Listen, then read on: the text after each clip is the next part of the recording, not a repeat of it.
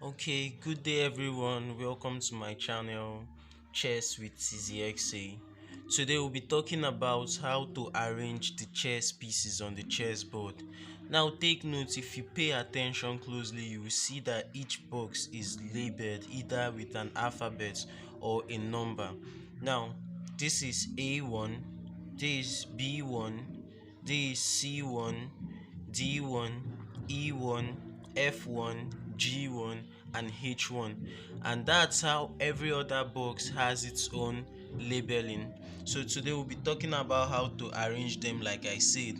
Now take notes, when arranging the chess pieces on the chessboard, the dark square must be at your left hand side. Likewise, the player opposite, the dark square must be at your left hand side.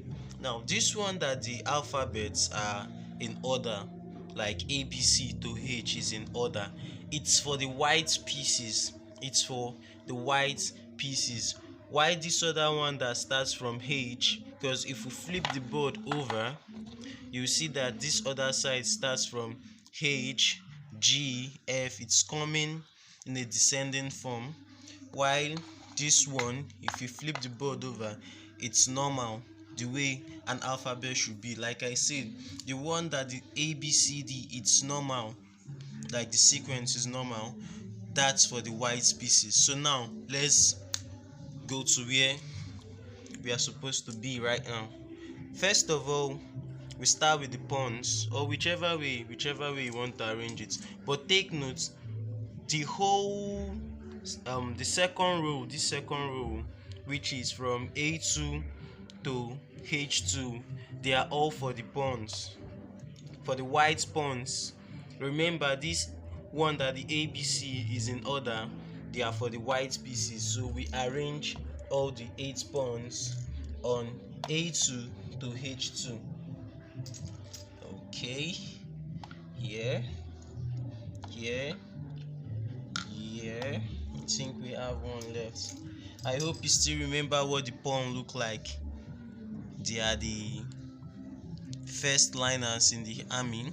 So these are the 8 pawns, and they stay in front of the remaining pieces. Now over to the other ones at the back. Would be careful though, because for beginners it's somewhat confusing. Now the rooks or the castles, they stay at the edge at A1 and H1. They are like the pillars of the castle.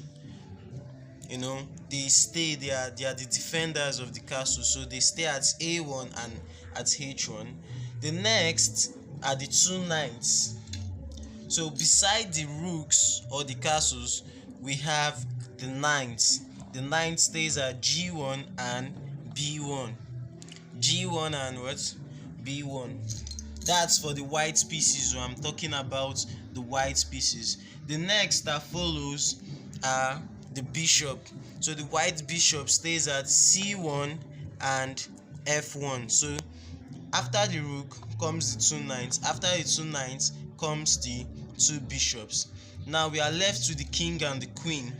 We are left with the king and the queen. So the king is always placed on the letter E.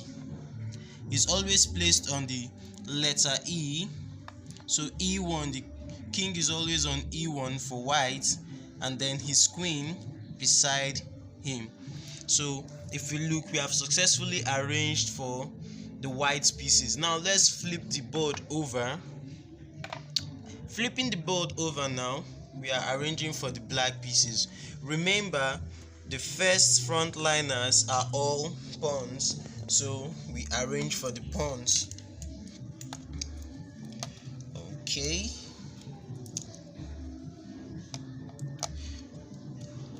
Okay. 1, 2, 3. Now we have successfully arranged the front pawns for the black pieces. Now take note, because we flipped the board over, the alphabets changed. The ones that start, this one now, for the black side, the alphabet started from H. And take note, it's not 1 again, it's H8, H7, H6, H5, H4, it's not like the white one. So remember, like we said, the rooks are always the pillar of the castle, so they stay at the edge. And so after the rooks or the castle, what do we have next?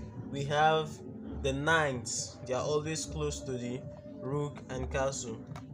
After the knights, we have what? The bishop.